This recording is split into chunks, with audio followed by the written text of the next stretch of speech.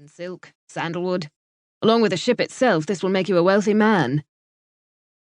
Kieran opened his mouth to point out that he was already a wealthy man by virtue of his birth, and the Phoebe's crew would have the lion's share of the spoils. Then he remembered that turning the merchantman Phoebe into a privateer would probably be the last straw to compel his father to disinherit him as much as the entail on the Ashford estates allowed. "Where do we collect this wealth?" Kieran asked. "Jamaica? Bermuda?" Heron drew the log toward him. "England." "England?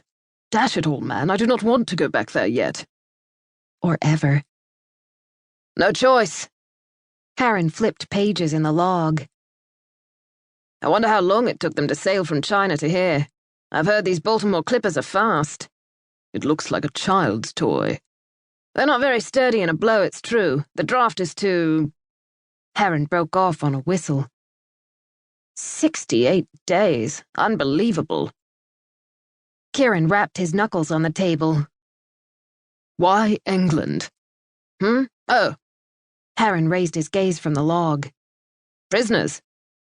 "Prisoners." Kieran speared his fingers into his hair, dislodging it from its ribbon. "I thought we could take them to one of our colonies here near North America." Heron shrugged.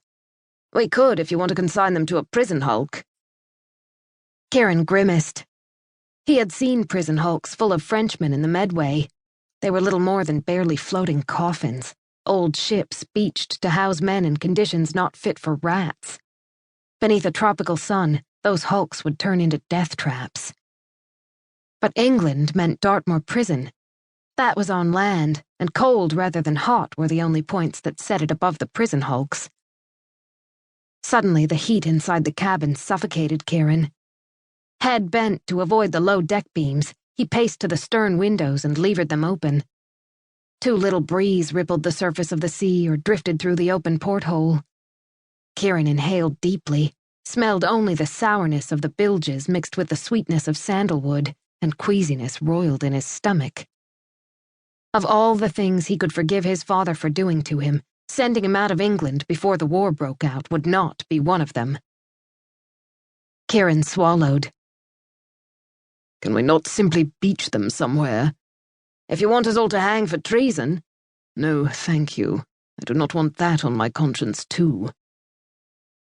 Sending 15 men to Dartmoor, if they were lucky, was bad enough atop all the reasons he stood inside a stranger's cabin. A dead stranger's cabin. "Kieran." Heron's voice was gentle.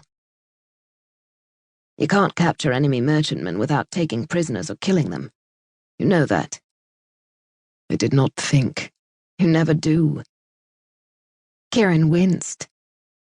He wished he felt as though he had the right to tell Heron to stubble it or punish him for insubordination. But Heron had applied a rattan cane to Kieran's backside a time or two in his youth, and the old habit of listening to the older man's admonitions died hard.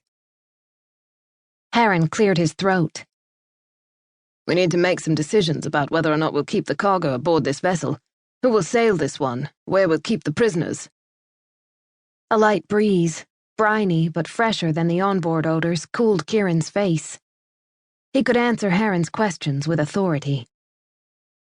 "We will hoist the cargo on the Phoebe and leave the crew aboard this paper boat." "Is that wise?" Heron sounded dubious. "They know their ship, which is why I want them here." Kieran glanced around the cabin with its teakwood panels and brass fittings. "And I will stay here too." Heron shook his head. "I wouldn't advise it, lad. If we run into a gale, you'll be tossed around like a cork, and with your difficulty with mal de mer—" He returned his attention to the log. Kieran gave him a tight-lipped smile. "You mean I will be sicker than a dog?" Heron returned the thin smile. "I wouldn't be so crude. Especially when you wonder how Garrett Ashford's son could cast up his accounts over a 3-foot swell. Your father was a born sailor who gave up the sea for love." Kieran curled his upper lip. "Now I am at sea because of a lady, but not a sailor." And Joanna had been no lady, whatever her birth.